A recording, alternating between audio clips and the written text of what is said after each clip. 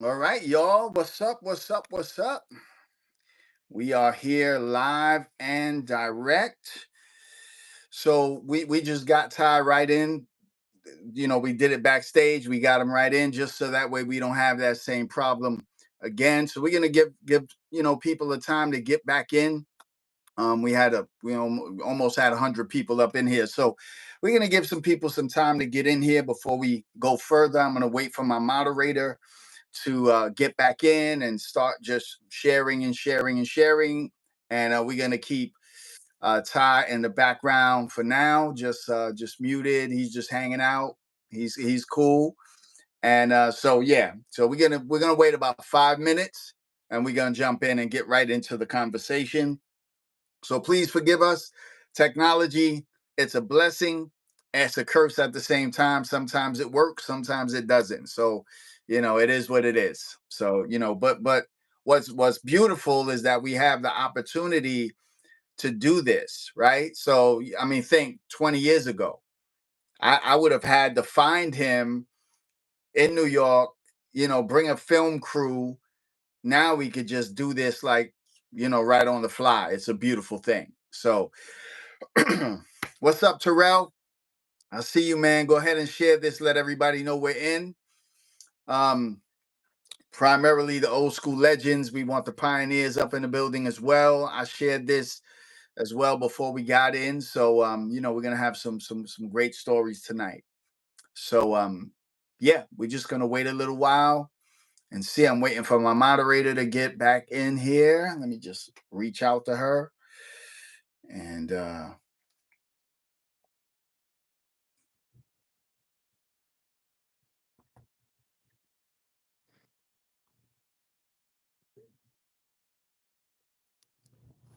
Ty, what's up, man? Go ahead, brother. Everything is good, brother. How you doing? Everything's good, man. Let's just get it in, man. Let's get it in. Okay. Um, you know, one of the things I want to say to you is thank you for just being willing to share your story. We're really just meeting each other, Mm-hmm. and you were willing to come on, and that's a rarity. For especially with the pioneers, like sometimes you got to jump through a lot of hoops to get interviews, and you were just really gracious to be able to say, yo, let's do it, man, let me share. So thank you so much, man, for No doing that. problem. Yeah. Let's start with your story, man. Take us back to when you are first exposed to the inklings of what came to be known as hip hop. It might not be hip hop yet, but when were you first starting to see this thing sort of bubble? Okay, the first. All right, you got my age. I'm older than you. Yes. Um, let's start back to when I was a kid. You had what they call a hi-fi in your house. You had the round spindle. You put the records on and you played them. Mhm. The ad technology had a lot to do with what we eventually call hip hop. There was something called a Gerard turntable set, where you Mhm. actually had the turntable separate from the two speakers and a receiver. So you got to hear music from two different sides, and kids began to become inventive. All right. You were able to put your speakers in the window and play music and had a radio. And some people start buying Gerard turntables, the Gerard set with cassette decks to them. So you could record from the radio and from the turntable and make your own mixtape. All right. Mhm. They weren't mixed well. They didn't blend well, but you were able to make a hour cassette of different music. Mhm. Time went on, things became more technologically advanced. You went with Kenwood, and then the 1200s came, but that was a little later. But the spirit of it, the spirit of now partying outside the house came Mhm. based on the speakers in the window. In front Mhm. of the projects or in front of your house, people you could dance. Mhm. In 1972, I want to say, 71, 72. I'm from Brooklyn, by the way. It's with my first exposure to what they called the Park Jam. Okay. All I know is one day in Kingston Park in Brooklyn, I heard all this music. And music is like, the Pied Piper. You're a kid, it lures you. I go to the park. I don't know how they're doing it, how they're hooked up, but it was a guy named Maboya. And he was playing music in the park. All right. Later on, I learned they were getting their juice from the light posts. All right. Think about that. How bright, because it's the kids. How bright does a kid have to be to figure out I can get juice from the light post and make it happen? Because we talk, nobody's 18. All right. Everybody's young. So just think about that. So that was my first taste of it. All right. And at the time it was called disco. Okay. You play records, and the reason that this disco, the history of disco, it's a little different than your John Travolta disco.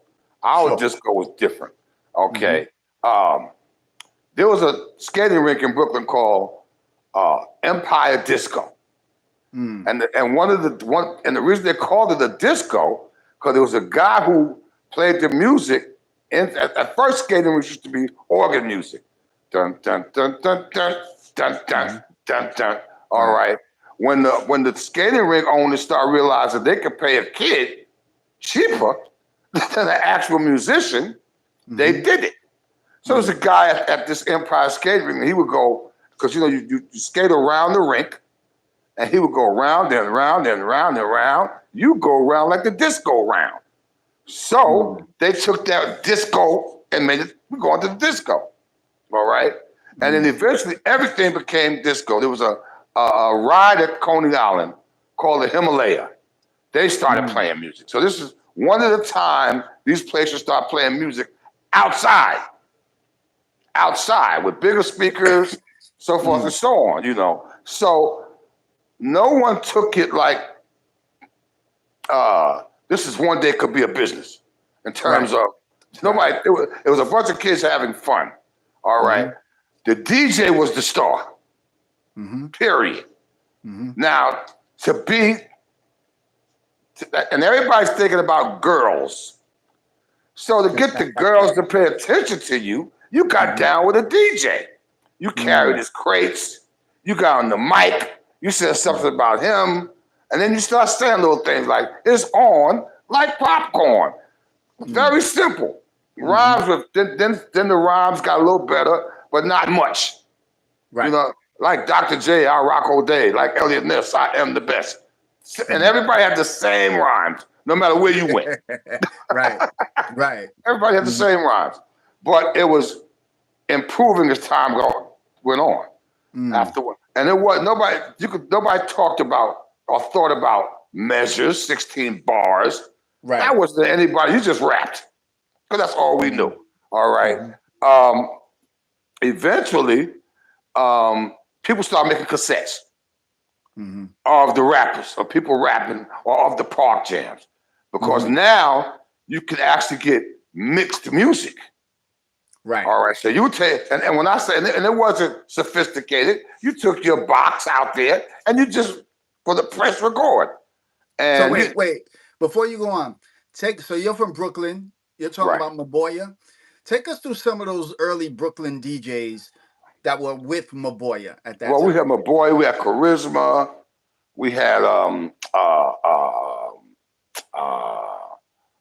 Teddy Powell, we had of course, Grandmaster Flowers was actually the first one we had.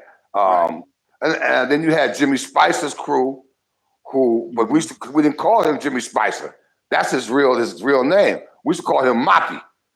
So Moppy's crew are out there in Flatbush. Everybody had a different crew. Then you had Magic's crew in Bushwick. And it was Magic Man Bruce and Mr. Magic. All right. But that was just a moniker for DJing. Because in the street, they called him Lucky. All right. And we're talking about, like I said, 71, 72, So there were DJs all around. I can't name them all because every other block had a DJ. Right. You know, and they might not become big. All right. Then as you got older, you moved into the clubs. Right. Okay. Right. Now you run into Reggie Wells. Okay. Now you run into Hollywood. All right. And forget what anybody says. You went to the Hollywood and Reggie Wells parties because they had the girls. Right. Period. They had all the girls went to their parties. All right. And that's where you went, you know. So once again, it was all fun. And the only ones who was being taken seriously were the DJs because they could actually get paid. Now, was Reggie Wells in the Bronx or Brooklyn? Reggie Wells, I don't know where he's from, but he played the Midtown clubs. He played the upscale, Leviticus, Justine's, all those type of clubs, you know. And there were a few DJs that did that, obviously. All right. And I can't name them all, but you had that Midtown set, all right, that learned how to mix and learn how to blend records. Now, was Hollywood part of that Midtown crew, or was Hollywood was everywhere? He was everywhere. Okay. Hollywood was everywhere. Hollywood had a following. The first DJ I ever paid specifically to go see was Hollywood. You remember where that was? That was at might have been 371. Right, 371 Club. Right, it might have been 371 because I know it was because I had a friend of mine from the Bronx, and he was telling me all about the Bronx stuff. Otherwise, I know nothing about the Bronx. You know, we Bronx knew nothing about Brooklyn or Queens, or they knew about Harlem. Harlem knew about the Bronx, but you were from your borough. And remember, we're kids. Kids didn't travel. Right. You know, and kids couldn't stay out late either. There's a story that I recently just heard Kool Herc tell, and Kool Herc was talking about the 371, and he said, you know, I would try to get into the 371, but I was wearing jeans and all that. But he said Hollywood. He said at least when I was going around there, Hollywood wasn't really. He wasn't the one on the tables. It was Junebug who was on the tables. Well, Junebug, absolutely. But Junebug still, his name stayed in the Bronx. Hollywood permeated the whole city. Right. But Junebug became the DJ at the Fever. Or he was the house DJ. Right. And the Fever every night had a different spot. The Fever was like 7 days a week. Wow. Every night they had Starsky one night, Flash one night, Star Child one night, Brucey B one night, Junebug one night. So every night they had a different DJ, you know. Strange. Now this is when really rap starts. The Fever makes it a star attraction. Okay. Because the Fever treated all the artists like stars. Artists didn't have to pay to get in. They got a bottle of champagne when they came in. Sal Abbatello, who owned the Fever, that's how he did. Now Sal tells me the story about why he started the Fever. His father owned the Fever, and his father owned another club around the corner called the Pepper and Salt. And he didn't know he didn't know what to do with disco. So he gave it to his son, who was Sal. Sal was walking by a park one day. He see all these hundreds and hundreds of kids in the park. And Grandmaster Flash is playing. So he said he went by a few times. So he eventually approached Flash to come play in his club. All right. He said, Ty, all I did was put a little flyer in my window that said Friday night Grandmaster Flash. He said over 1,000 people showed up. He said, think about this, Ty. The only people there working the club was me and a barmaid. All right. He said a white barmaid who was scared to death. Wow. All right. But the people were cool. Yeah. All right. Yeah. And Sal, to his credit, everybody he hired at the Fever, he gave them workman's comp. He gave them insurance, everything. From Mandingo to Paulette in the coat room. You know, everybody that worked for the Fever got benefits. He did them right. But when you went there as an artist, he made you feel good, and his people knew to make you feel good. You didn't have to stand in the line. They took the rope for you. So the Fever became the hip hop club, but it wasn't called hip hop. It was still called disco. Right. But it became the club where the hip hop artists again.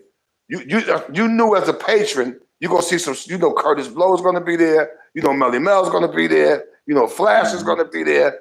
You know, all of that. When was the first time? When was the first time you went to the Fever? Once again, I went to Howard University. Okay. Good friend of mine, Kasim, he was from the South Bronx. He was from Fail Street, which is like Southern Boulevard, Hoe Avenue. Yeah. Hunts Point. The burnt down Bronx. Burnt on his block. It was only his house and a couple other buildings. Yeah. All right. Yeah. So I'll never forget, we had Howard. In Washington, everything shut down at 12 o'clock when we were there. You had one spot that might have stayed open till 1. So it's 12 o'clock. Kasim says to me, let's go to the Fever. I said, the Fever in the Bronx? He said, yeah. He said, it's 12 o'clock. We won't get there. If we do extra speed, we won't get to the 4 o'clock. And he said, it'll just be jumping off. And we went flying up to the Fever. And when we got there, he was right. It was just jumping. And I was just totally impressed by the Fever because it was a little bit, I don't want to use the word grimy. It wasn't quite Leviticus and Justine's, but it was hip hop fly. What's funny is that the Fever was in, you know, those Manhattan clubs, like they're on side streets, but the Fever was in the hood. It was on the block. On the block, right? right. It was on the block. Yeah. And it was roomy, and you know, it was that place to be. And really, and you didn't have to. And even though it was in the South Bronx, you didn't have to worry about any trouble in the Fever because they didn't play that. Yeah. All right, the security didn't play between Bandingo and Bam and them. They didn't play that. Not Bombada, Bam, the security. They did not. Do you remember what DJ was playing the night you went there? Junebug. Oh, Junebug was playing that. Junebug. Okay. It was Junebug. Yeah. It was Junebug. Yeah, no question. Yeah. So but now Mr. Magic, I want to get to that. I knew Mr. Magic from junior high school. We didn't go to the same junior high school, but there was a borderline we had a Broadway in Brooklyn. Broadway in Brooklyn was like the dividing line between Bedford-Stuyvesant and Bushwick. So there was a park that everybody from both sides went to. That's where I met Magic. But he was known as Speedy then because he was a point guard real quick, you know. But always was, from the time I knew him, he was a hustler. Always hustler. By the time we went to high school, I had to go on the South Shore. He went to Charles Evans Hughes with kids from Harlem. That changed his life forever because the kids from Harlem was really hustling. All right. Brooklyn didn't hustle like Harlem. Harlem kids was getting money and driving cars and all that, you know. So money making Manhattan. Money making. So he went there and really started making money over there, you know. And he got a job. Well, what got him interested in radio, okay, he went on a school trip to CBS radio, and he fell in love with it. And he started DJing, since he DJed, and he started DJing parties at the school, all right? Winston Saunders, who was a big-time promoter, who had something called Winston Collection, he hired Magic to do a DJ at Barnes. Barnes was a huge club. And he hired Magic, put him on the advertising on the radio, it was big. That's Barnes International? Barnes International, right. Yeah. Okay. So then he got a job on Chambers Street, Magic. At this time, they call him Lucky. Lucky is working at an electronics store on Chambers Street. They got these speakers for sale. Nobody's buying them because they're just too expensive. So Magic being the hustler he is, Bushwick has a lot of lumber yards. Okay. He found out that I could buy a bushel of wood for $100 and make a bunch of speakers. And trial and error, he taught himself how to make speakers. He made a deal with the owner to, listen, I can get him this cheap, whatever. And he made a deal to give the owner X amount of dollars. So the owner said, okay, we'll bring the price way down. Magic said, no, leave the price where it is. I'll take, so he starts seeing bombarding them, saying about his electronics store he work at. They say, oh man, it's too expensive. When you get there, ask for me and I'll hook you. So it might be $700 less when you talk to Magic. So everybody bought from Magic. Well, it was Bambaataa, Disco Twins, Greg Marius and them. All the DJs bought from Magic because he built Berthas. He built the bass, yeah. So that bass, they wanted that bass from Magic, you know.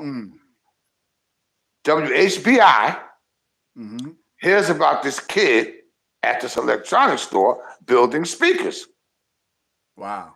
They want some speakers in their radio station. They need new speakers. They go to him. They want to know how much he's going to charge. He said, I tell you what, I won't charge you anything if you give me some airtime.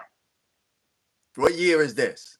This is 79-ish, going into 79. 79. End of 78 when he started building the speaker, but 79 by the time he's on the air. So they give it to him. So the only thing we got is 4 in the morning. All right. And know what he said? That's great. Everybody be just coming home, right, from the clubs. And that's how he thought of everything. And as you know, kids would be up that late taping his show, and he took over New York City that way. Magic looked at hip hop, rap before it was like it was his baby, because he started he always wanted exclusives. He wanted stuff nobody else had. So he would go around making cassettes of different groups, whether the Treacherous 3 or the Fearless 4, Fantastic 5. He would just make cassettes and play it on his Mercedes ladies and put on his show that didn't play anywhere else. So all the kids would listen to him to hear all this stuff that they couldn't hear anywhere else, you know. And that transfer eventually got Frankie Crocker noticing. Because all the kids were listening to Mr. Magic and they were hollering, screaming about Mr. Magic, Mr. Magic, Mr. Magic. And he hires him. So Frankie Crocker, in his divine wisdom, knew we have to get younger. The only way we're going to get younger is play this rap stuff and this guy, Mr. Magic. All right. At the same time, now I graduated in 79 from college. At the same time, Magic's like, you call me to HBI. All right. I'm going to go to PL. Come with me to HBI. So I'm producing this show. All right.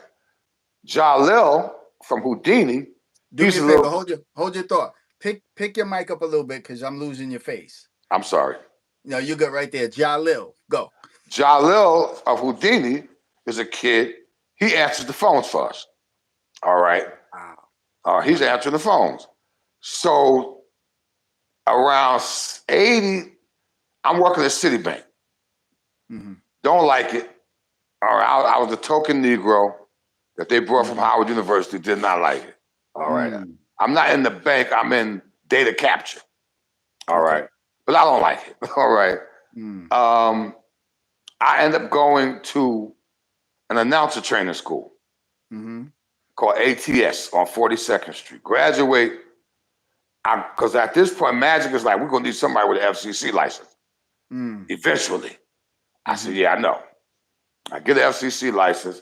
I go to work in Dover, Delaware. My first job in radio. All right.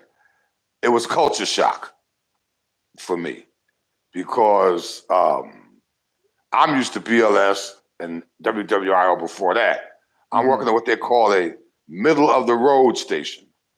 Well, I'm playing Robert Goulet, and I didn't even know Jackie Gleason was a singer. Jackie Gleason and Ferrant and Tysha. And my boss, let me tell you, my boss, he owned the station. Mm-hmm. He was so conservative, he hated Barbra Streisand. Mm. As far as he was concerned, she wasn't a real singer. Mm-hmm. She just screamed. Now I could play Ella Fitzgerald. So it was a culture shock for me, you know. And I was at WKEN Radio, the smile on your dial. That was me. All right. Mm-hmm. All right. But it taught me everything about radio. Mm-hmm. Me and Magic, God was looking out for us. We get hired at BLS and LIB, which is the sister station, the same week. Okay. 1982. All right. But before you go there, though, so WHBI, am I correct in saying that Mr. Magic is the first DJ on radio to play rap, to play hip hop? Absolute first. Absolute first. I thought so. Then come the world famous Supreme Team, right? Africa Islam, Jerry Awesome Bloodrock. Mm-hmm. Also two was many years later. Oh, it's many years later. Okay. Many years later. Yeah. That they come in the 80s. They're like around 85. You know. But the world famous Supreme Team comes right after Magic, along with Jerry Bloodrock and Africa Islam. So, you know, but yeah, Magic was the first one. Okay. You know, and there weren't, like I said, the only commercial rap records was Rapper's Delight, Breaks, and Super Rhymes. And then you had Sequence.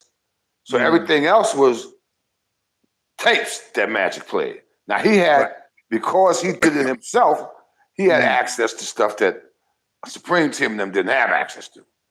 All right. He had access to more rap. Gets to BLS. Same format, because Magic always wanted something that nobody else had. So we still did the same thing. You know, Fearless 4, Force MDs, Houdini. Well, it wasn't Houdini, it was Jalil. Houdini didn't exist yet. And we're playing stuff that kids are hearing. Now it's on the commercial station. They hear it. They go to record stores to buy it. The records don't exist. The record stores calling the distributors and record labels to try to find out about these songs all these kids are trying to buy. Nobody knows. Wow. Eventually they ask the kids, where you hearing this at? The Mr. Magic Rap Attack. So now the only one who knew about it, two people. Sugar Hill, Tommy Boy. Okay. Tom Silverman and the Robinsons before he got to BLS. So now it adds more. You got Profile, you got Select, you got Easy Street, all those ladies. You got Streetwise, everybody coming. So then it would be like a race. And they would listen because when they heard something they never heard before, they would call Magic. So we became an A&R source. Okay. So we the first one, Barry Weiss, who was the head of Jive Records, he came to Magic to do a song called Magic's Wand. Right. Because Magic at that point was the biggest thing in hip hop. So he wanted to do Magic's Wand with Magic. Magic told Jalil to write it. Jalil wrote it, and then he recorded it on cassette. Magic said, I'm not a rapper, Jalil, you do it. Turned it in. Barry Weiss is livid. What is this? Who is this guy? No, Magic. It's Mr. Magic and Magic's Wand. And Magic says, well, call him Houdini. He says, we cannot use Harry Houdini's name. Magic says, no. Who done it? Who did it? Houdini. That's how they got their name. All right. And it was just because, like I said, Houdini was one person.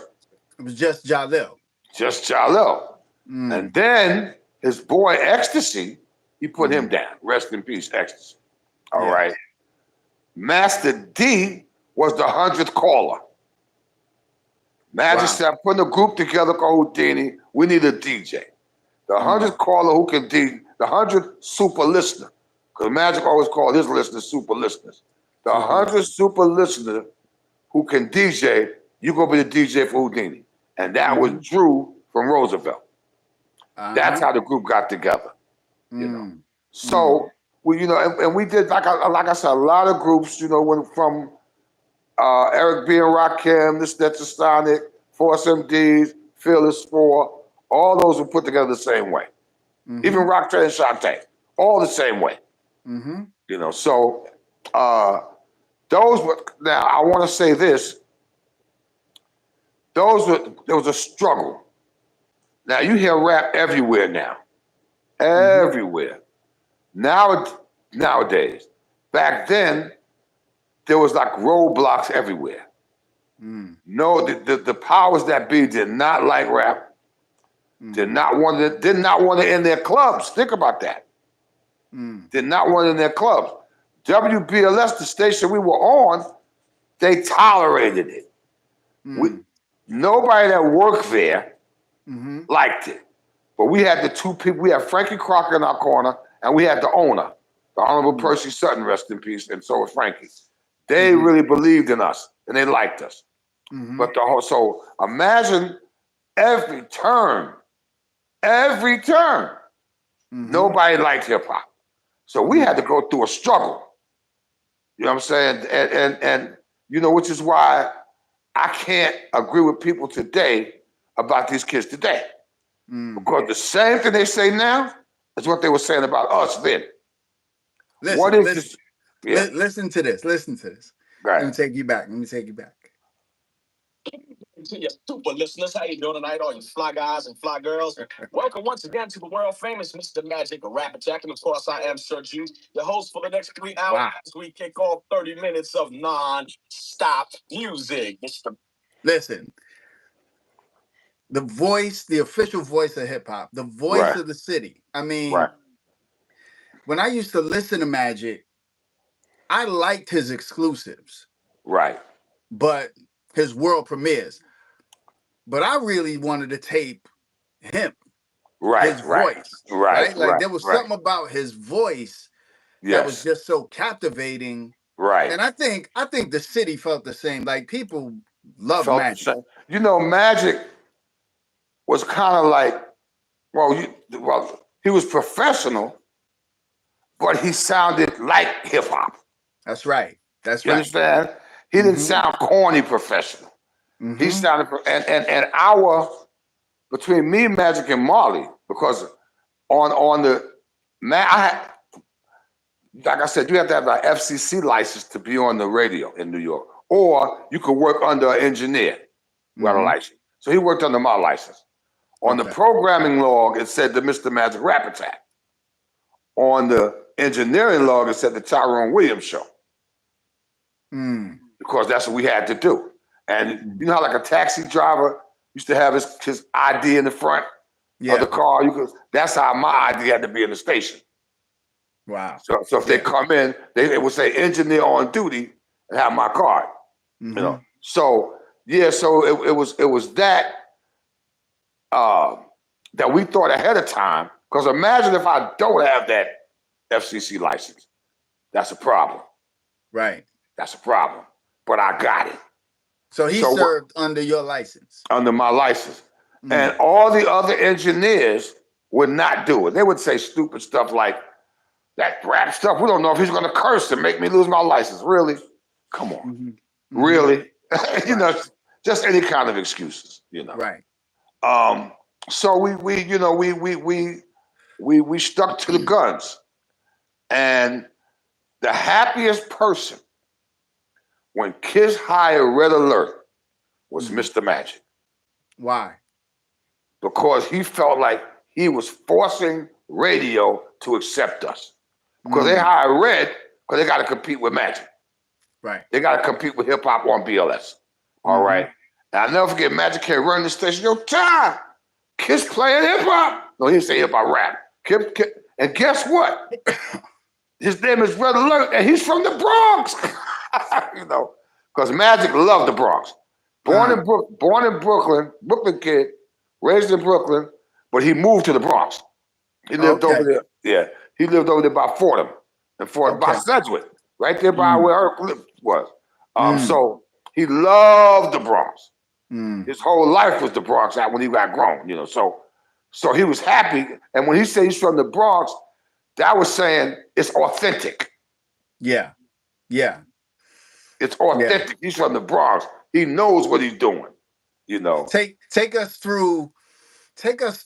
So Magic has the station, Marley Marl. Red has the station. Take us through the rivalry that happens between the Juice Crew and Red. I'll tell you why. Red Alert for the first year and a half couldn't even go in the station. He used to have to leave. When I say the station, he had to leave his tapes at the front desk. Oh, wow. All right. He wasn't actually in. He would have to make his tapes at home and leave it at the front desk. So Magic was like, we didn't know that at the time. Red told me years later. But Magic would say, why not let him talk, Ty? Why is he not talking? And as professional as Bobby Gales and Johnny Allen were, they just were not the right voice for that. All right. So when Magic realized they're not letting them talk, Magic said, I have to talk for them. I can't promote them on BLS, but I could make a battle between me and Red. I could promote Red on BLS, and I could promote Chuck on BLS if I make it a battle. All right. And guess what? The hours that we're on, we can make the whole city listen to nothing but rap. That's where Magic's head was coming from. And Marley, if you said something like that around him, he was gonna make a record about it. So he makes Duck Alert. All right. Yeah. All right. And so, but it was all meant to promote hip hop. All right. Now, Red and them didn't understand. All right. Like I said, years later I told him, but at that time, everybody's young. You mad, you hate him. You hate this guy Magic, you making stuff, you know. But Magic made them popular by talking about them every week. Yeah. And then what happened, it became a whole radio battle. It became BLS against Kiss. And then and I was in California one time, me, Magic, and Shan. And they had the Ghostbusters sign and the big lips from Chaka Khan's Rufus album. And I said, can you put the lips with the Ghostbusters sign? They said, yeah. And I said, put Kiss Busters on top of it. And I wore it back. And B.K. Kirkland was the program director at the time. He said, Kiss Busters? That's great, Ty. Next thing you know, BLS became Kiss Busters. All right. So we started really quietly programming the station. Because we got a good, Frankie left for whatever reason. But BK was even closer to us. Frankie was like our boss. BK was like our boy. Yeah. That's a difference. There's a difference, you know. Yeah. But I'm going down. Yeah, BK was our boy. So, you know, we so now here's the interesting story. August 1984. Time to renegotiate. Magic was getting 35 share. I don't know if the listeners can understand what that means. If Don Imus or Howard Stern got a 10 share, that's a big party. Magic was getting a 35 share. All right. Magic his share was so high. In 1984 and 85, he was nominated for Air Personality of the Year, along with Howard Stern, Don Imus, Tom Joyner. Then you had the guy in DC, Donnie Simpson. So he didn't win, but it didn't matter. Because back then, they judged Air Personality of the Year by the number of listeners you had. Right. Magic was only on 2 days. And he was getting the same amount of listeners as they were 5 days. Mm-hmm. So Magic was huge. Mm-hmm. Anyway, we go into we hire an attorney. His name was Bill Kraslovsky. Mm-hmm. So to renegotiate. So me, Magic, and Marley, we go into the general manager's office. When we get in there, our attorney and the general manager got big smiles on their faces. Mm-hmm. Okay, cool. Ty, now I also, by the way, on the AM, I covered the Knicks. Mm-hmm. I covered high school sports, and I did hard news. Mm-hmm. So, Ty, we're going to give you a sports show every day. Mm-hmm. We know you want to do sports. Marley, we're going to put you on lunchtime with Mary Thomas to the noontime mix. And Magic, we're going to put you on every day. Whoa. Mm. But you can't play rap anymore. Mm. Can't What play year rap. was this? 1984, August 1984. Mm. Can't play rap anymore. Okay, what do you mean? Listen, the major labels don't know what to do with it. They want us to get rid of it. Magic, you are what rap is. All the kids look up to you. If you stop playing it, they will think it's over and move on.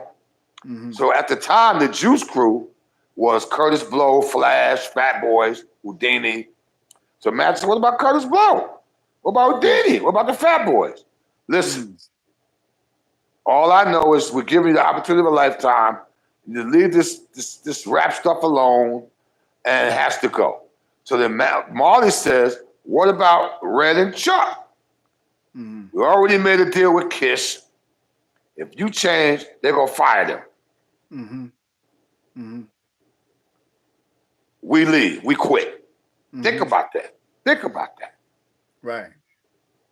Who would have done that? I know a lot of guys who've been on the radio. I don't know any of them who would have passed that up. Right. We quit to save hip-hop. Mm. Went back to WHBI. Mm. Left BLS, went back. Left our everyday shift for Magic, Marley, and me. Mm-hmm. But, and you, when you're young, you know, you feel like good about yourself. We're gonna go in, we're gonna beat you and show you, which is what we did. Mm-hmm. Going back to HBI was the best thing that ever happened. Mm-hmm. Because now we're more mature. We understand radio. So now I'm selling time. You do 12 minutes an hour spots. We charge at $50 an hour. Commercial radio charge anywhere from $300 to $500. Mm-hmm. All right. Mm-hmm. And there's a guy named Brian Marks. He passed. He was a sales guy at Kiss, white guy. Mm. And I met him. And I made a deal with him. Whatever he sell for us, we could split the commission. All right. And we'll give him the commission, 20%. Mm-hmm. He started bringing McDonald's in and Chevy and, you know, and they and we got a lot of money out of them because they only had to pay $50 an hour. Right. Right. So they just buy a whole month at a time. Right. All right. So we were on 10 hours a week. All right. We getting $600 an hour, $600 a minute. Mm-hmm. So we making like $6,000. You know, I'm sorry, $600 a day. So we get like $6,000 for the whole week, which is great for us. All right. Mm-hmm. So the only way you can prove that we have, because HBI is not a part of the Arbitron system. Mm. Arbitron tells you how many listeners you have. Mm. But the way we showed our listeners, when we're on, your listenership in Arbitron drops. Mm-hmm. So all those people that had dropped came to us. Mm. BLS eventually came back. Mm-hmm. And we made a much better deal. All right. Mm-hmm. They offered, Magic did not want to be, they didn't want to be on every day. Okay. He said, nah, my show is like a party. That's right. Friday and Saturday nights. I don't want to be on every day. I want it to be special. People waiting all week to come to me. And that's what he did. That's right.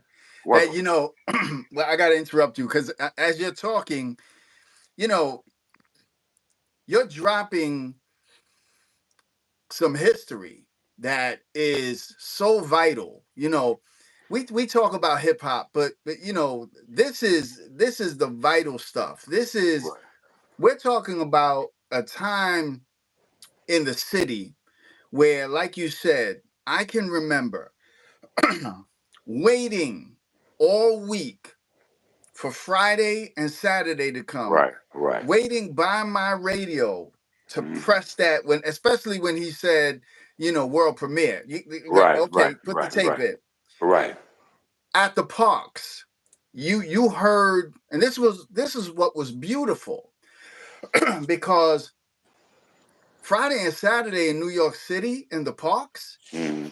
it was hip hop. It was, whether it was BLS, whether it was Kiss, Kiss. Right. it was all hip hop. So All hip you hop. Right. you had people playing Red, you had Right. people playing Chuck, you had people playing Mr. Magic, Right. and those are, you know, I call those years, for me personally, I call those years the golden era.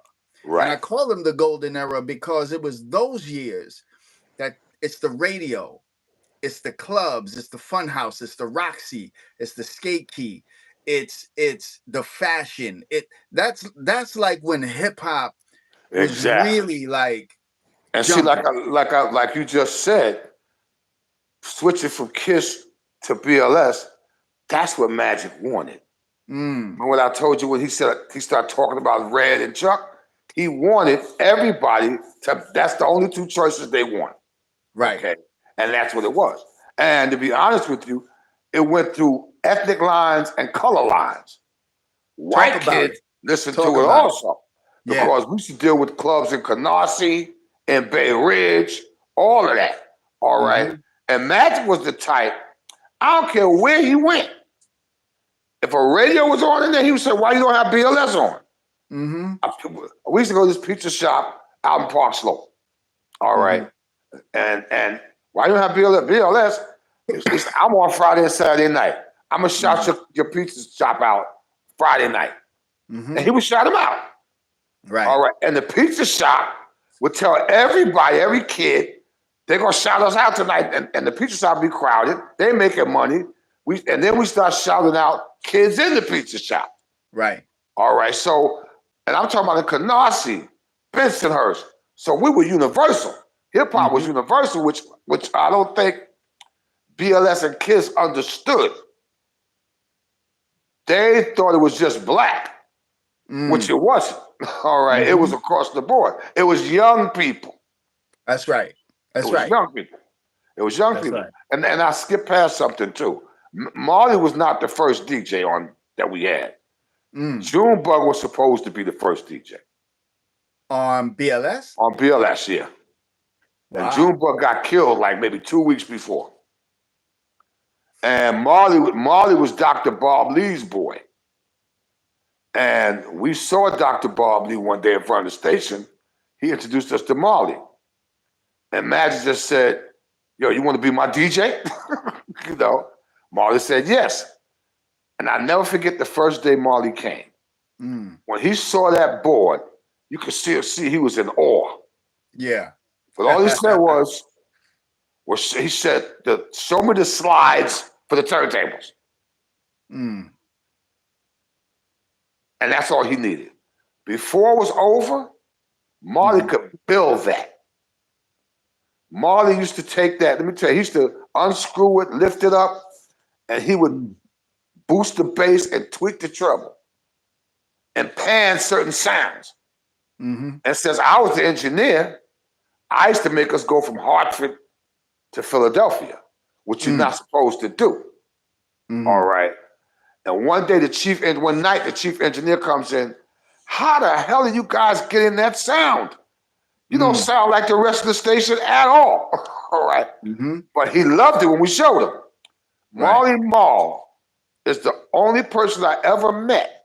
When he buys a piece of equipment, before he does anything with it, he unscrews it, and then looks at every light, pushes each button to see what lights up. Before you know it, he could build that. Marley was the only person, whenever we go somewhere to buy something, he's asking for the schematics, period. Yeah. He's a geek. He's a geek, right? Yeah. He's a hip hop geek, exactly. A hip hop geek. Yeah. Exactly. Yeah. So Marley was incredible to me. Mm, You know, he just wanted to know everything about anything he touched. You know, mm, so yeah, so Marley became Marley Quiet as Kept was the first DJ to mix live on the radio. mm, Nobody mixed live before him. Not mm, Sergio Munzabai or none of them guys. That I mm. think I can't recall all the disco. They were sending the reel Right. with all their mixes on it, and you Mm-hmm. play the reel. Mm-hmm. So Frankie Crocker tells us we can't have Marley.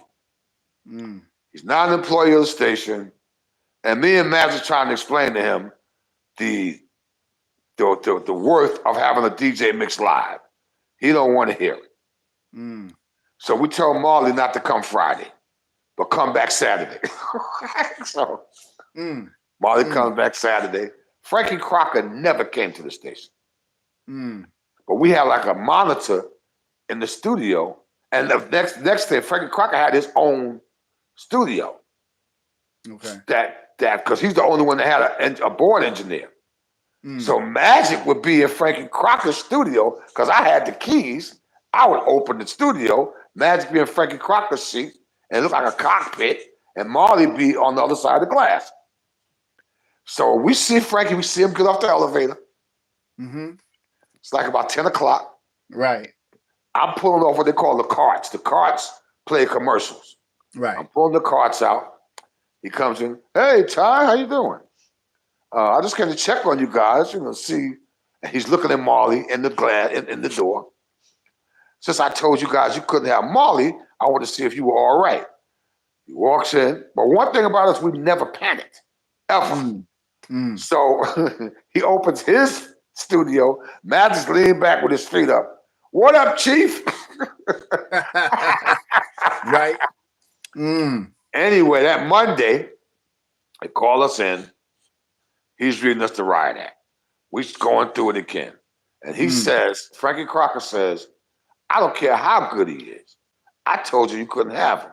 And when I tell you something, not only do you jump and stay, he said, not only do you say how high, you stay up there till I say come down. mm, Well, he said that to Magic. Wrong person. Wrong person to say it to. Magic is, what the F? Are you out your mind? You just mad because I'm better than you. Wow. Said at the front. So we leave. I know I don't have no job no more. Right. Wow. Get home. There's a message to come back. We get back to the station. Frankie Crocker says to us, I've been looking for you for years. He said, I'm so tired of people kissing my behind just because I said it. I need somebody to show me the other side. And the fact that you're willing to lose your job for Marley Marl means that you want him and he's good. He says, not only can you have him, we'll start paying him. So we did a lot of anti-establishment, Yeah. all right, for hip hop that a lot of people would not have done. That's right. But so we did that, and we spread. And then Roxanne Shante. Okay. Right.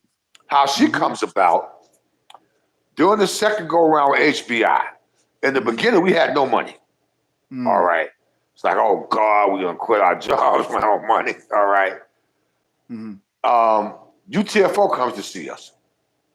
They got a song, called Hanging Out. That's the A-side, it's called Hanging Out. They're singing on it.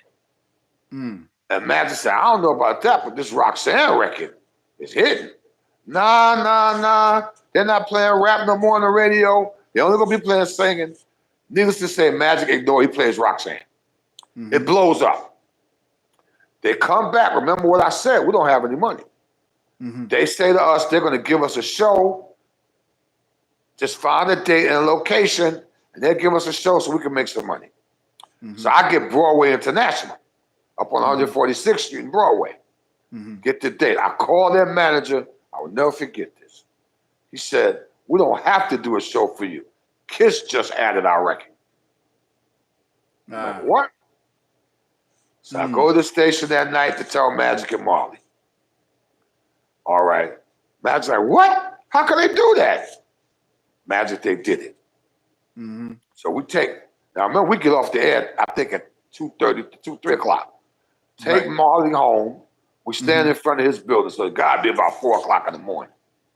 And we're kind of talking about it. Out of nowhere, I hear some little girl say, why don't you let me make a tape dissing them? And Shantae. First thing I say is, what the heck you doing out here so late, little girl? And my attitude was, go away. We got bigger problems. The next night, Marley comes to the station. Ty, remember that little girl? Check this out. And he puts it on. Well, my name is Roxanne. Now, don't you know? And that blew up even bigger than Roxanne. And they made like dozens of records about Roxanne. Roxanne's sister, Roxanne's father, Roxanne's parents. Right. All right. Yep. So she became Roxanne. So now we're moving all across the country doing shows. And our mindset is still on radio. So every promoter that calls me, I say, you got to get us a shift on the local radio station. I don't know if they're going to do that. Tell them you got Mr. Magic. Because remember what I said, Mr. Magic was nominated for Air Personality of the Year. So any station cares him, they're going to want him on. They say, okay, we get, and this is all the time. No matter what town we go to, we get there. Well, because they would have done their research and found we're a rap show. Well, we don't know how they do it in New York, but you got to have an FCC license to get on the radio out here. I just take my wallet out and give them my FCC license. And my license is class 1. So not only can I drive this bus, I can fix this bus. All right. So that shut that down. And then the professionalism that we had between the three of us, it was silent communication. We never had to talk to each other. We just look at each other and know what to do. And the only way they knew how to judge your listeners at the radio station was by the phones being lit up. And the phones would stay lit. And usually whoever the owner of the station or the GM would have one of his jocks just in case. Before you know it, he would tell the jock, go home, go home. And that's how we started syndicating. So every city we went to, we syndicated. Whether it was Chicago, Houston, Knoxville, Tupelo, wherever there's a radio station, Columbus, Ohio, we put the Rap Attack on. 1 hour show. Now it was tedious. It became too tedious for us. Because back then, you had to copy in real time. So you have to put everything on the reel, and then you had to copy each reel. You would need 2 reels to copy. All right. And then at BLS, they had 3 reels. So we could copy. So you got 20 stations. All right. You got to make 20 hours. That's tedious. That's tedious work, you know. Me and Magic was not there for that. That's me and Marley doing that. Just sitting there. And you couldn't speed dub because it wouldn't come out right. You had to do it in actual time. So, but Magic spread, and everywhere we went, Magic would name a kid in that town the rap DJ on the radio. And he would give them a name, you know. So that's how we spread hip hop just like that, you know. And now, go ahead. I'm sorry. Finish your thought. No, go ahead. No, go ahead. I'll get back to it. I wanna shift gears because we're about at the hour mark. But people are loving the interview. Listen, this is some rich hip hop history that people would not know, right? But I want to shift gears because we had a conversation on the phone, and in fact, you were adamant to me about this whole conversation that's happening on the internet, that's happening in YouTube land, about the Puerto Ricans and hip hop and all that stuff. So me and you discussed, that's the reason why I made that video in the first place with Magic, was because of the fact that, Juan Rivas is Puerto Rican. And one of the things that when we discussed this on the phone, first of all, one of the things I appreciated about what you said to me was the transparency. But also, you were giving some deep insight that nobody else, I mean, other people might know this, but you're his partner. You know him. You know this. And you said something to me that it didn't register at first. You said, they're from Bushwick. Right. And like I know people in Bushwick. I know people on Knickerbocker. I know people in Bushwick. Right. And Bushwick, that section is heavily Puerto Rican. Heavy. And so you said, when we discussed that, you said something that kind of it struck me. You said Magic was raised Puerto Rican. He was it wasn't a thing. But see, that's the problem, Flies, that it's become this thing when for us in the city, we didn't look at any of that like that. It wasn't, oh, he's the Puerto Rican DJ, he's the black DJ, he's no. This is hip hop. I when I first heard that people actually said there were no Puerto Ricans at the beginning, that means to me you just don't know what you're talking about. Period. Wow. That means you just weren't there and you just think that. Because if you were there, you got to know about Charlie Chase. Mm-hmm. You got to know about Ruby D. Mm-hmm. You got to know about Master OC. Mm-hmm. You got to know about Whip. If you know, if you were there, all right. Anybody saying anything other than that, you weren't there and you're guessing. Mm-hmm. And you just going about what you think or somebody told you who didn't know. All right, who didn't know. All right. Even in Brooklyn now, we had DJs, they didn't become household names. Right. But my man Ralph Realities, DJ Ralphie. All right. You had so many Puerto Ricans involved in this, or rappers, Tito. You understand? Microphone Prince. You just have so many different people. The two Microphone Prince. Microphone Prince is in the chat. Okay. Yeah, All right. That's what's up. You know, I can't think of their names, but Fantasy 3. It was Stuart Fox and two Puerto Rican guys. Yep. So for you to say that there were no Puerto Ricans means you just don't know what you're talking about. Right. And it's not worth me even addressing you because you don't know what you're talking about. And hold on. Let's get to Magic for a second. The official voice of hip hop is Puerto Rican. Come on, man. What else is there to say? Wait. Say that again. I said the official voice of hip hop is Puerto Rican. What else is there to know? Thank you. But we didn't think about it like that. It wasn't, Charlie Chase was my man. Master OC was at my house yesterday. All right. So I mean, we didn't look at it that way. We were just all doing the same thing. Yeah. We're all doing the same thing. Master OC is so Microphone Prince filmed himself for the documentary I'm doing. He's gonna film Master OC on Wednesday. Master OC wants to get down in the documentary. So I mean, we're telling the story, man. But I mean, just what you said about Mr. Magic. I mean, the first person to play rap on the radio is a Puerto Rican. Right. The voice of the city is a Puerto Rican. Right. For me, and I can only speak for me, that brings so much pride.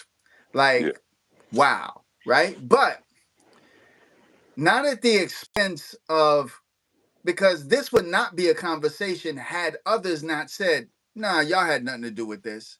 Right. Then it becomes a conversation. Right. We gotta have this conversation. Yeah. Right. Listen, let me tell you something. Magic have 4 sisters. Manuela, Gloria, Antonia, and Lydia. You don't get no more Puerto Rican than that. And his mother's name, Carmelita. All right. So you don't get no more. Now, Magic didn't, and he didn't have the white skin. He had dark, the brown skin. And he didn't go out. And he didn't go out with a "I'm Puerto Rican" banner on. No, but you didn't. But you didn't have to. You know what I'm saying? No, you didn't. He was who he was. Right. You know what I'm saying? But Magic was so. Listen, we had break dancers in our crew. We had b-boys in our crew. We had Magic brought everybody together. So it was automatic. And he wasn't the first one to bring everybody together because Cold Crush had a Puerto Rican. You understand? And it wasn't like, I guarantee you, it wasn't because they were saying, wow, we got to get a Puerto Rican for our group. Nah. It wasn't that. It wasn't that. Nah. I mean, you said something that I didn't know. You said that before Marley, Junebug was supposed to be the DJ. Another Puerto Rican. And he's a Puerto Rican. Right. I mean, look, man, the bottom line is this. Again, we have been rocking together musically for years. Hold on one second. I want to apologize to somebody. You're right. There's no such thing as a white and a black Puerto Rican. It's Puerto Rican, period. I apologize. You are so right. Yeah, you are so right. That's my moderator. Yeah. All right. It's Puerto Rican, period. You are so right. Okay, yes, you're so right. But I was just trying to distinguish his skin color. A lot of people are stuck on that. Right.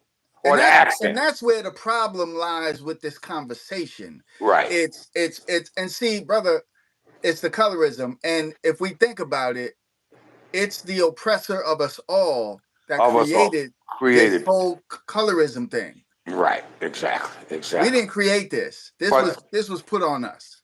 When I first heard that, I couldn't take it out. Really? Really?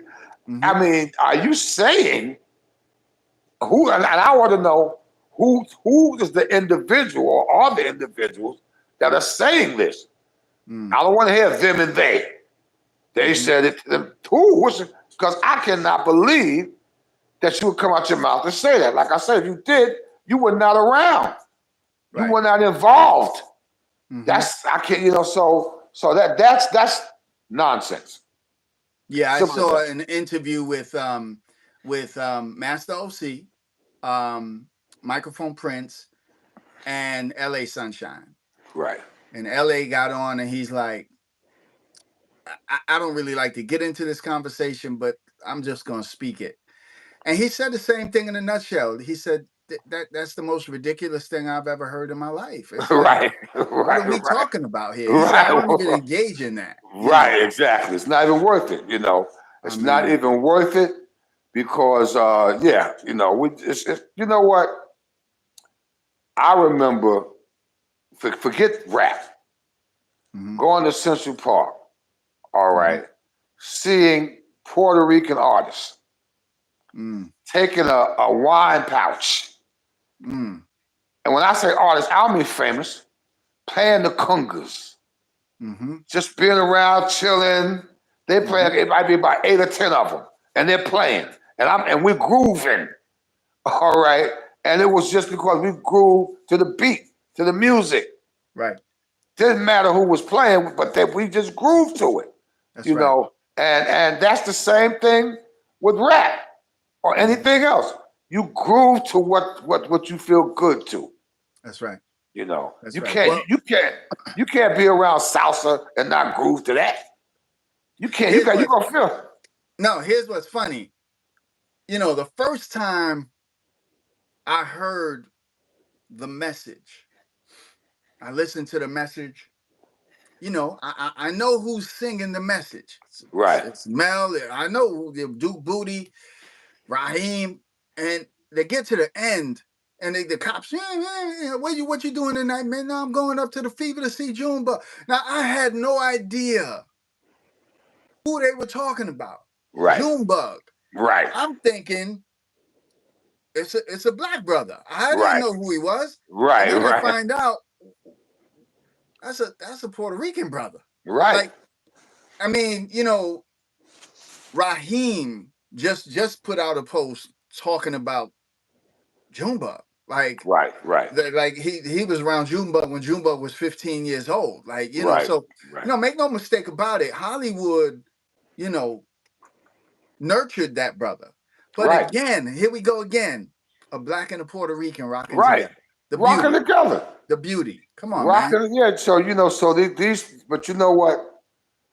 I want to say, I don't know if these people are younger. You know, it can't, I'm hoping they're not my generation or your generation. Some Because, are.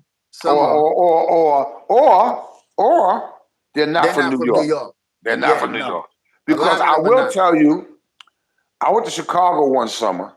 I used to play football. When I was playing Pop Warner, I had a friend of mine. All right, his name was Diaz. He was a receiver, fast, Puerto Rican. Mm-hmm. He went to Chicago the same summer I did, and we decided he came to where I was staying. I never forget the disdain my family had for me bringing a Puerto Rican in the house. And the same thing when I went to his house. It was different in Chicago. It wasn't the same as New York. In other places, you know, it was so I could see people coming from somewhere else, maybe thinking it's hip hop. It wasn't them because they don't like each other. All right.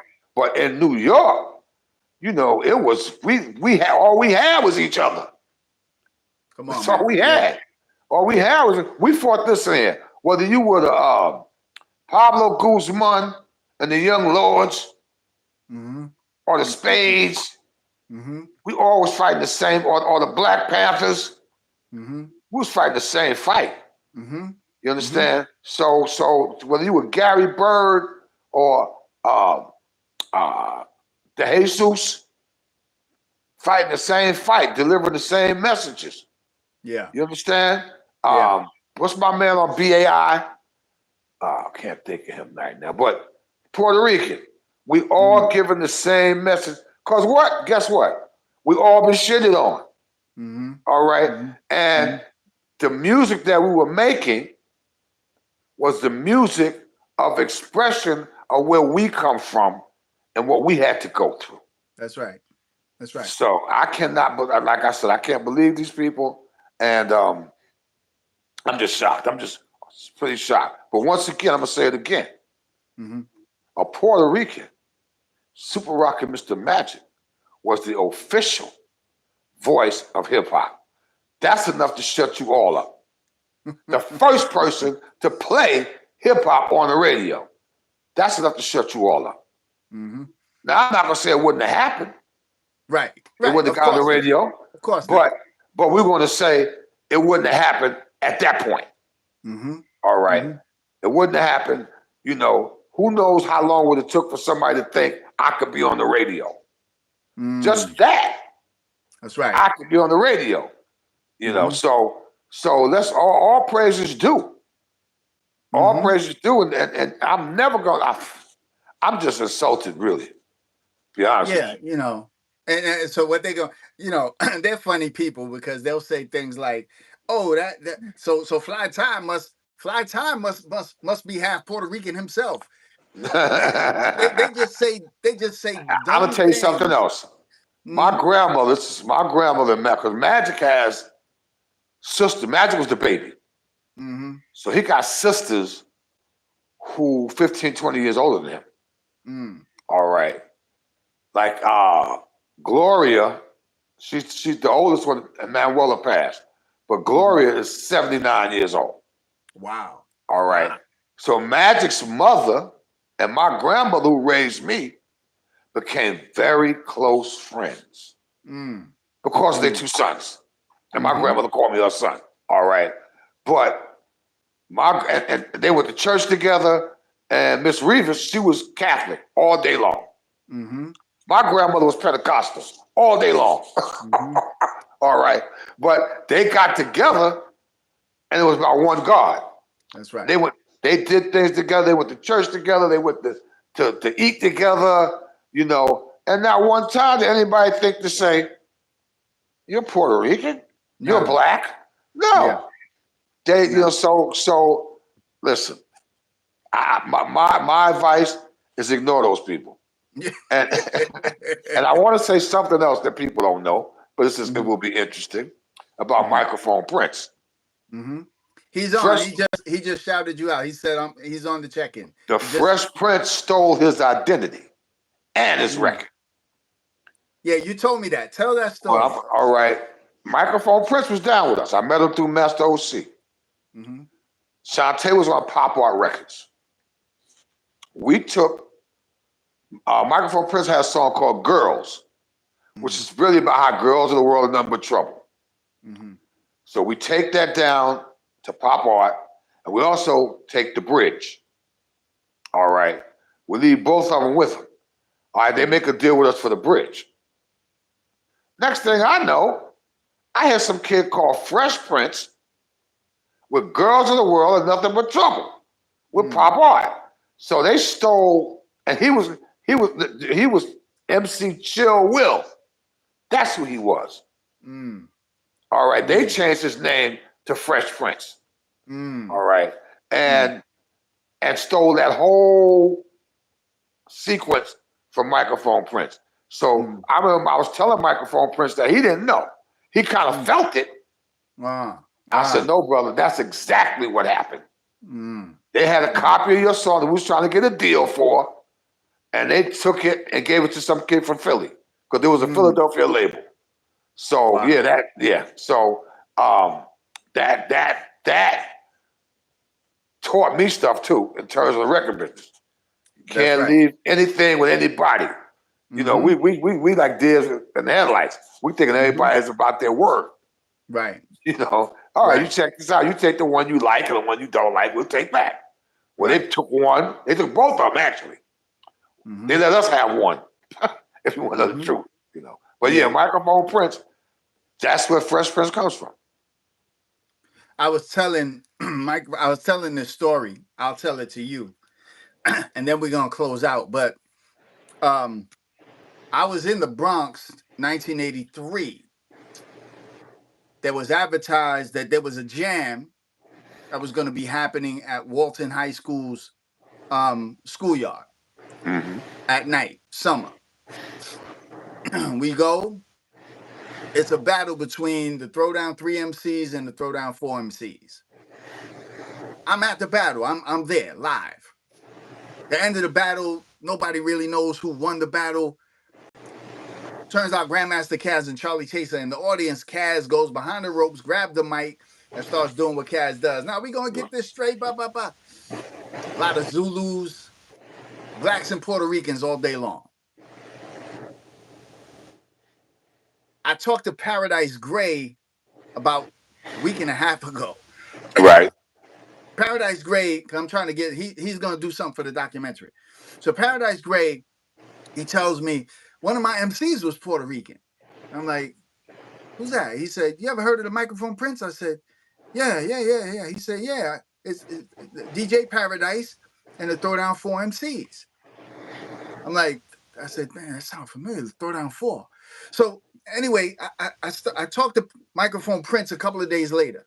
I said, were you part of a crew called the Throwdown 4 MCs? He said, yeah. I said, did you have a battle in Walton High School in the Bronx against the Throwdown 3 MCs? He said, yeah. In fact, I have the recording of it. He sent me the recording. It's like I was there. Wow. I'm like, whoa. Like I wrote a book. I wrote about that in my book. Okay. I had no idea the connection. Right. So this is the beauty of these kind of conversations, because the story of hip hop is really, if we leave it alone, it's really, you know, these are the people, this is when it happened, and that's all there is to it. There's so much more under the surface that needs to be uncovered by people like you who have these stories, by people like Master OC, by people like Paradise Gray, there's so much stuff that we haven't even uncovered yet. Right. But the beauty of what I want to try, and I always say this, Fly, I always say, I I don't seek to destroy the bridge. I seek to build the bridge. Yes. And I don't, this conversation, if they're asking me, well, I don't believe it. Well, let me give you some evidence to show. And then you take it and you do what you want. But don't ever make the mistake of saying that, oh, this Puerto Rican dude is trying to divide us. No. Right. I'm trying to build a bridge. Listen to me. If I thought Yes, that, sir. I wouldn't be here today. I appreciate that. Listen, I give vibes when I talk to people. I don't always say yes. All right. It's sincerity means a lot to me. All right. Just the way like I said, the vibe, your character. I can judge, and that's what I judged out of you.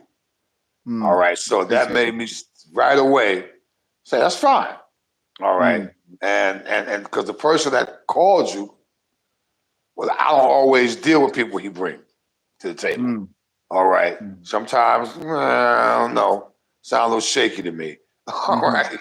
But you sounded the way you sounded. And I'm loving this whole night that we've had tonight. I loved it because I love having the opportunity to tell history too, especially things that people didn't know.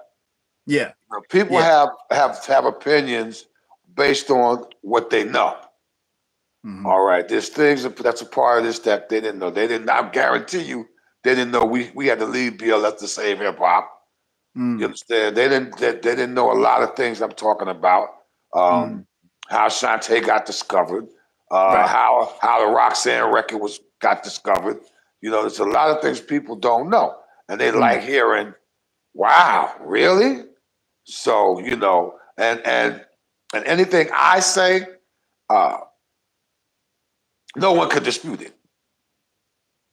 Because you lived it. I lived it. Because you were there. Another thing, a lot of people don't know, me, Russell Simmons, and Andre Harrell were roommates at one time. All right. And this is like early between HBI and BLS. All right. When Andre's Jekyll and Hyde, Russell's a promoter. He got Curtis Blow as his artist. And I'm doing radio, working at the bank. And we were living together, all right? And then we kind of hit at the same time, Cold Chillin' Uptown at the Def Jam, And one thing that we always kept, now we were very competitive, I want you to know that. Yeah. We were very competitive, extremely, all right? But if we needed anything, from another one, we never made it difficult. You want to sample something I got? Charge you $1 because I got to charge you something. All right. Yeah. And then so you want to use Marley, use Marley. You know what I'm saying? I want to use Larry, use Larry. So it was the three of us. That's the next conversation we have, because I do have to go. But the next conversation we have needs to be the importance of Russell and Andre and me. We were the first three, business-wise, who said we can make a label from the street. All right. Guys from the street. All right. Let's do it. Yeah. I appreciate you, brother, so much. Yes, Thank you. Thank you so much for your time, brother. And we will talk soon, man. All right? Yes, indeed. Absolutely. Right, brother. I'm going to share this with you when we're done. Okay, please do. All right. Take care. God bless. God bless. Well, guys, that was a great interview. And I think, the more we keep doing these interviews, the more stuff will be revealed, the more stuff will come out. These are some great conversations, and I anyway, great conversations. I appreciate everyone in the chat for the support. I appreciate my moderator, Andrina, for just, vibe. I wasn't sure if you disappeared, Andrina, because I didn't see you. I was wondering, is the chat stopped? Nobody's chatting, but maybe people were listening, which is a great thing, right? But let's not forget, next Saturday night, 8 p.m., we're going to have that live debate between me and Truth Savior. We're going to be talking about the Latin breakdown and its connection to the B-Boy anthems. And so you don't want to miss that.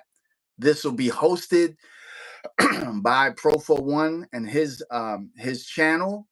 Andrina will be the moderator, but it will be on my channel, but it will be hosted on his channel because for some reason my StreamYard doesn't seem to work. So we're going to stream it through his, but it'll be on mine. It's confusing, but it'll make sense anyway. But next week, please share this. And listen, share this conversation tonight. Please share this on your platforms, right? This is some rich history from somebody who was there, okay, who lived it, right? Fly Ty Williams, you don't get no more hip hop than that. Okay, this is somebody who lived it. All right. So listen, we're gonna continue to grow. We're gonna continue to expand our thinking. We're gonna continue to grow in our spirits. And so my prayer for everybody is that if you're not subscribed to the channel, hit the subscribe button, right? We want to get more subscribers. We want to get up there. Don't forget to check out the other channel, Urban Exegesis. What else? Don't forget to check out the Facebook, the Instagram. And I appreciate you guys so much. I appreciate you so much. Thank you for rocking with your boy. And until next week, I'll talk to you then. All right. But I'm going to be sending out some some updates throughout the week to remind you of the debate. Right. Grace and peace. I'll talk to you soon.